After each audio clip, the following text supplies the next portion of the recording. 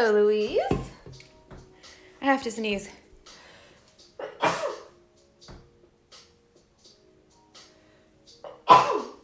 Sorry.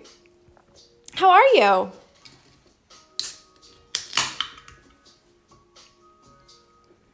Hello.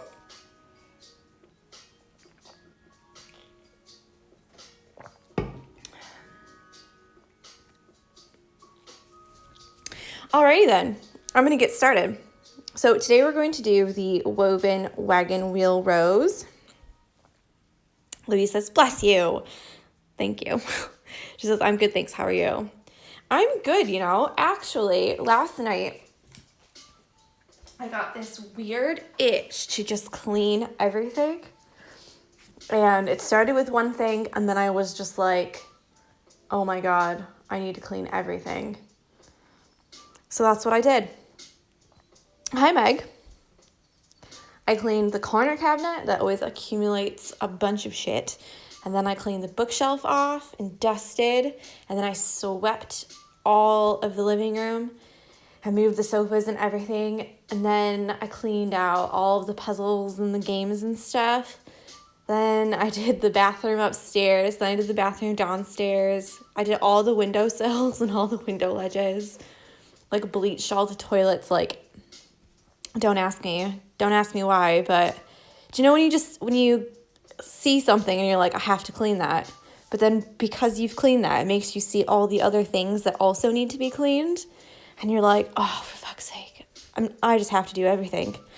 So bless David last night, because he came home and I was like, had my rubber gloves on and was like just like balls deep in like cleaning products, and like my hair was just a complete mess. And he goes, do you think maybe we should get like a pizza tonight instead of you cooking the chicken pineapple skewers? I go, yeah, we can do that. It's like he knew. He just knew. Louise says, I made everyone clean last night. David does help, but I'm more of a right, go do that. And then when he comes back, I'm like, okay, now go do that. And then when he comes back, I'm like, okay, now you go do that. And he's happy to do it. But, man, I feel so much better today. So I feel like if I can do my orders and get all my stuff done, then I can vacuum this room. And maybe the house will look nice. What do you think about that? Okay, so we're doing the woven wagon wheel roses. And I kind of love them, but I also kind of hate them. So I feel like you're either in one of two camps, just like the French knots. Either you love doing them or you hate doing them. So I'm going to show you, hi Meg, how to do a big one and then how to do a small one. And then you can do the other two by yourself. So you've got a couple choices to make. If you want to have kind of flowers on the inside. So the way I do my wagon wheel woven roses, woven wagon, whatever, you get it, is I like to leave a space in the middle because I like to put some little French knots for the inside. So if you don't want to do that, you're going to make all of your lines connect in the middle. I'm going to show you in just a minute. If you want to leave a space, you're going to draw a circle in the middle first, and then the lines out from that. Okay? So because I want to leave a space in mine, I'm going to do a circle. And try to make it right in the circle, but if it's not right in the middle of the circle, then that's fine too. Meg says, I was so organized today, and then my hubby distracted me. That's okay. Jessie decided she was going to wake up literally 5 minutes before the live, and then came down like, I need to go outside right now. I was like, oh, Jesus. Of course. So for these bigger ones, like this, I like to do 7 spokes, and it makes it look a little bit fuller. For the smaller ones, you're going to do 5. So a good way to do 5 spokes is you can draw a star, if you know how to draw a star, and that will get them pretty spaced out. For the 7 ones, I just eyeball it.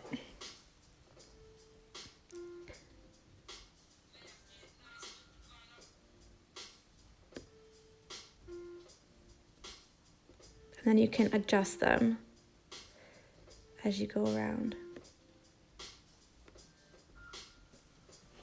Yeah, so here's the 7 spokes. You're gonna take all 6 strands, tie a little knot on the end, and I only do it this way because I feel like it like saves thread a little bit, and you end up back in the middle. So you go from the outside down, and then the inside out. And like I said, I'm gonna leave a space in the middle because I want to make the French knots in there. So if you don't want to make a space, you can make all of them connect in the middle. Thank you. So yeah, I went a little bit crazy, and then I just put lotion on them, so they're all like white from my lotion. They look a bit gross actually with the lotion on them like that. I went renegade. Normally I'm like a like dark red, gray, nude, like light brown, light pink. Very easy, clear even for nails, but I went for it. So you're gonna go down, then up, then down, then up, down, then up. Sorry, down, then up, then down with your stitches.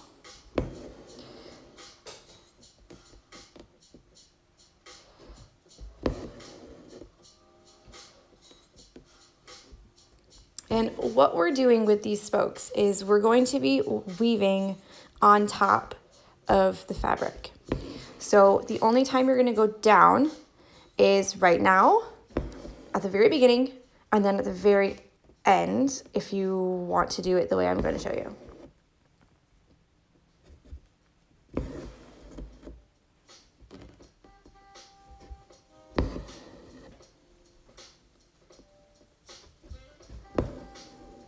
Okay, so you should have your 7 spokes, and then you're going to come up one last time, and it's going to be in the middle, not where you just came up in the same hole, but kind of next to it. Excuse me. In the center of the 2 spokes like this, and then from here on, you're not going to go back down at all until the very end. So from here, you're going to weave. I like to go under the first one. So this is the first one.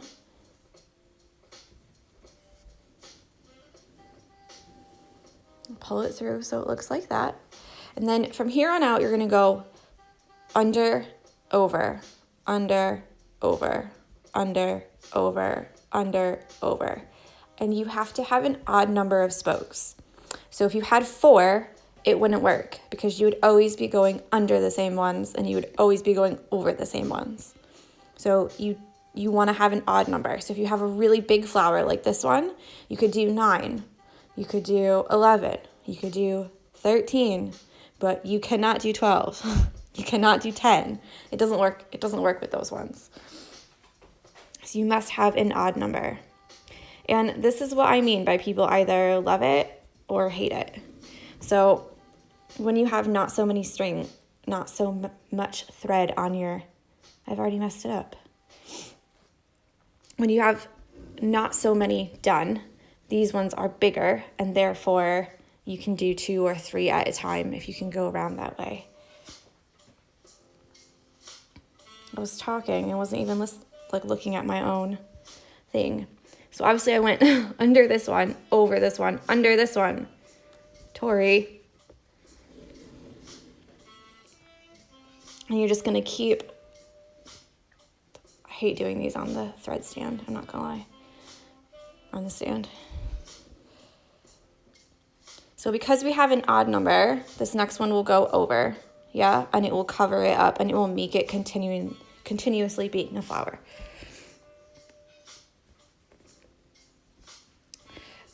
Just a couple of tips with this. Some people like to change to a dull pointed needle because the tip of your needle might snag might snag some of the threads as you're going underneath. Some people like to use just the eye of their needle. So instead of putting it through with the sharp end, you'll put it through with the eye like this. Some people find that way easier. It's just up to you. I just really don't like doing them on the hoop stand because I like to turn. I'm a hoop turner. I want to turn my hoop all around. So this is going to be like the slowest one ever.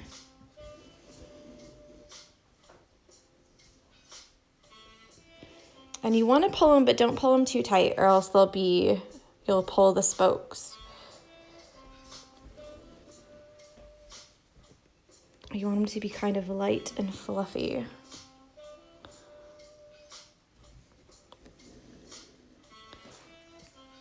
So to make it go quicker, if you're a bit impatient, you could use 12 strands and it will make it like a little fat boy rose. Or girl.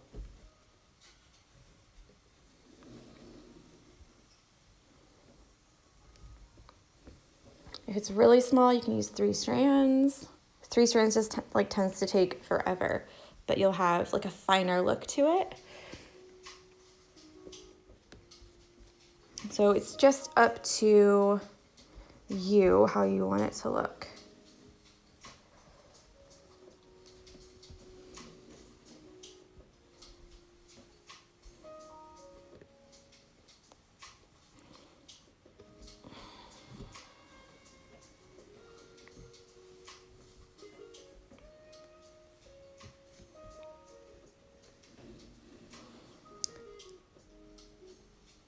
So Micah said, any tips for stem stitch rows instead of woven rows? I would probably instead of making the spokes straight out like this, I would probably make concentric circles or maybe one line that goes all the way around like this. Not that one because I'm going to stitch that one. Maybe like this.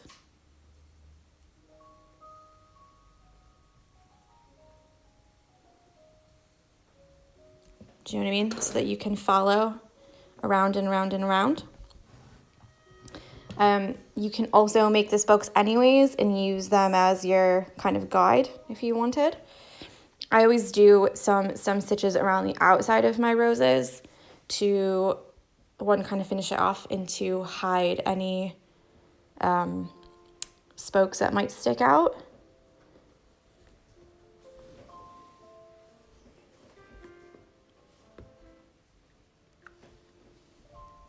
Would you stitch inside? I would start on the inside and then work my way out so I finish on the outside.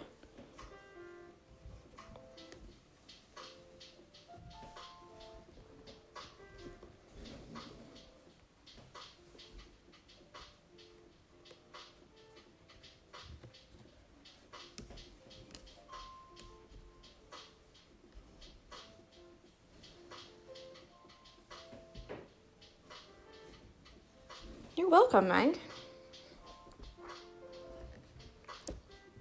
See, this right here is why I normally do the woven wagon wheel roses first, because you have to slide your needle, and when you slide your needle, I always end up snagging other stitches that I've already done. And that really drives me crazy.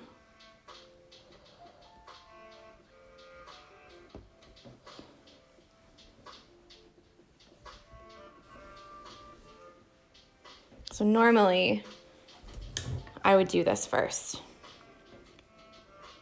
Like if I was going for speed, to like finish an order in a good amount of time or... Oh, sorry.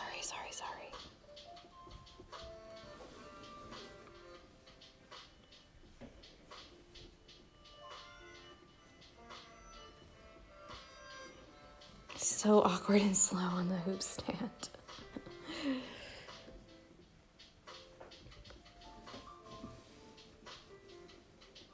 Okay, as you can see, it's starting to get really full. So I'm just gonna go around a couple more times to really fill it up. Hello, Stitch Queen Jen. See what I mean though? It does help sometimes if you put your finger on the underneath to help to raise the needle up so that you can grab it. I don't normally like doing this because I like my hoops really tight. So the more times that you push underneath, you're basically making the fabric loose in your hoop.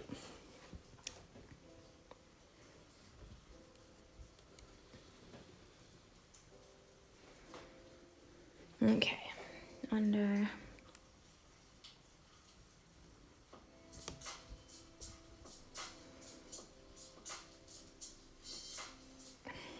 Let me just do, this is the last time around for me because I'm almost finished.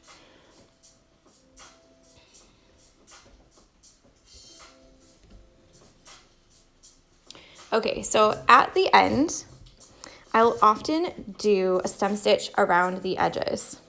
So it looks quite nice already. This is how it looks kind of on the side. So it's completely raised up. And on the back, you'll only have these stitches that we've done. So this is totally worked on top of your fabric. So like I said, I'll often do a stem stitch around the outside. And you want to just do the exact same thing as we did for the stem stitch before. For these ones, the outline. Just make sure not to snag any of the other strands. I kind of angle my needle in a little bit to get it really on the edge, not on the edge, tucked under.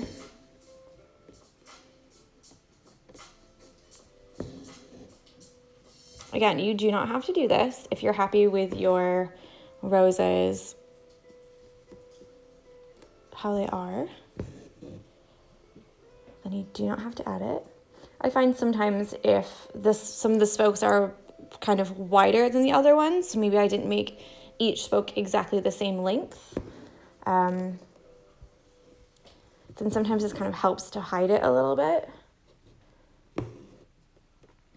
But again, not necessary.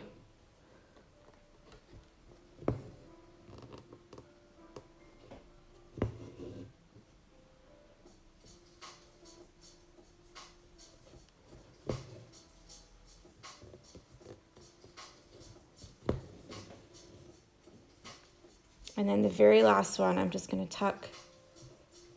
I'm going to do one more actually. I'm just going to tuck it right under where I started, like that.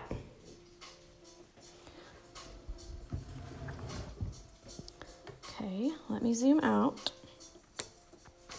So this is what you have. Yeah? So we're going to do the exact same thing for the other three. You can mix and match colors. Again, if you want to have 2 colors, 4 different colors, 3 different colors, up to you, whatever you feel like. For this one and probably this one, 5 spokes will be enough. And this one definitely use 7. So if you need to do the star for this 5 one, you just kind of want to make sure that it's even.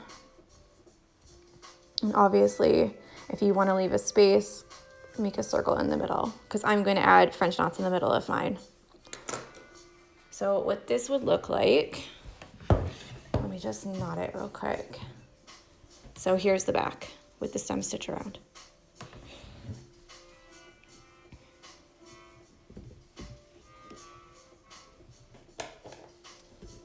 You do use a lot of thread for this, so don't be alarmed when you're like, oh my God, I need to use more thread already.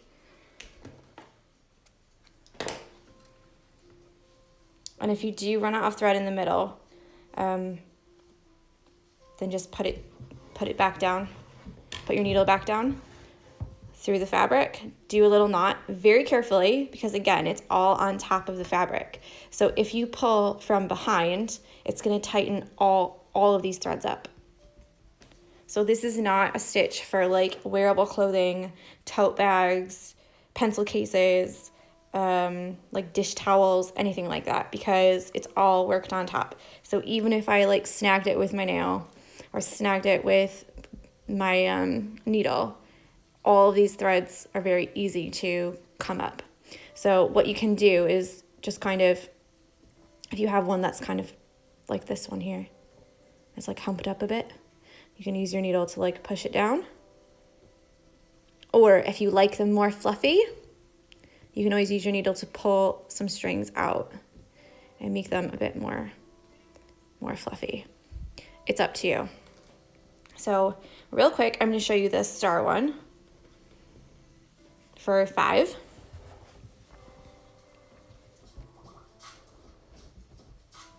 So all the points that we made, it depends if you want a center. So I don't want a center, so I would draw in a circle there. You're just going to go straight where the circle is and then straight back out.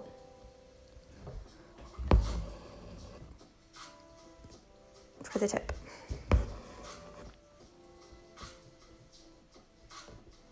And then again, tip to the circle. That's a bit wonky, but that's okay.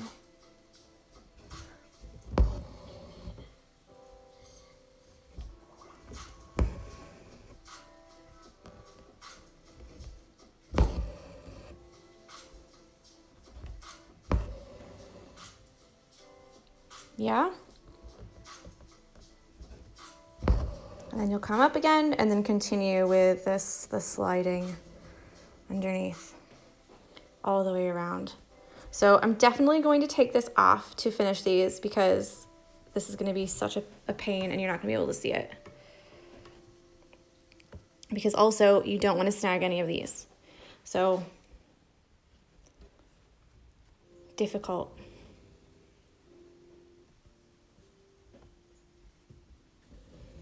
Like I said before, if you like them extra fluffy, you totally could use 12 strands.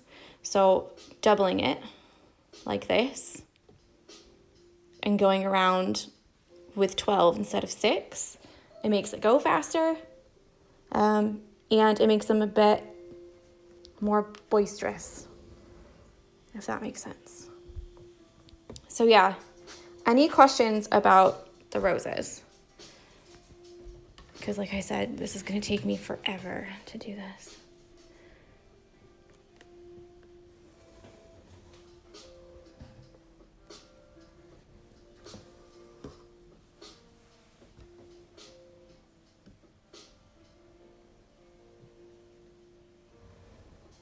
No questions? We're all good?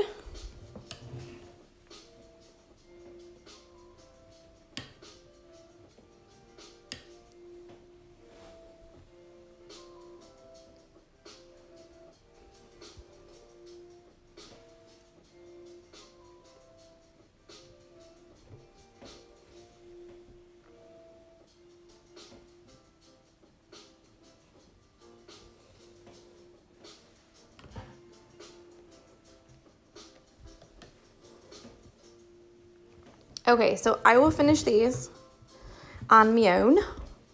And that's just your homework for the weekend. Is to finish all 4 of your roses. Yes, Meg, they're so hard to do in stand. And like you don't realize it until you have to like move your hands in like weird angles to try to get the stitches to fit. So I think the other day on Instagram, I did a little like question in my grid asking who is like a turner and who likes to use the stand. And initially I said both, but I'm not gonna lie, I'm definitely a turner. Like the stand is literally for tutorials, videos, time lapses. That's literally it. Like the more I thought about it, I was like, oh, I definitely do not use both that much because this is just difficult. They're much easier when you can turn the hoop and not have to put your arms in these like weird positions.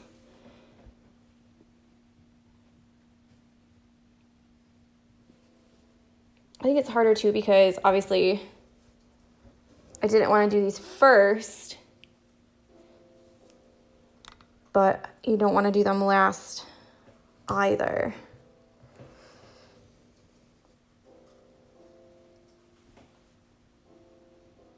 Because I like to get all like I either start with the plants or I start with the flowers normally. Normally I don't mix it up like this so much. Normally I'll get all the plants done and then do all the flowers, or I'll get all the flowers done and do the plants. And this time, I did this one because I wanted to break it up because it's a lot of stitching. So I was hoping to do it on the weekend so that you had, keep hitting this freaking thing, some extra time.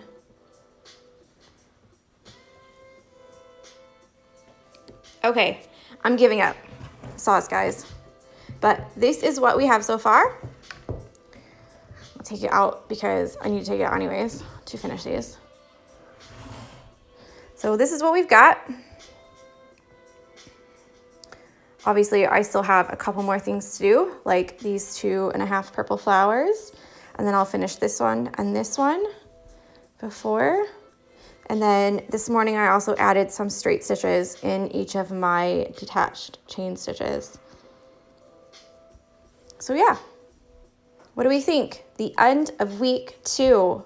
We have 2 more weeks to go, 10 more days, and we will have finished the entire thing. Yeah? All right, well, I will talk with you later. I hope you guys have a fabulous weekend. And yeah. I was going to say see you tomorrow, but I won't see you tomorrow because it's Saturday. So yeah, tag me in what you're doing because I feel like I'll miss you guys over the weekend. Not going to lie. So yeah, give me a tag in what you're doing and we'll keep in touch. All right, bye.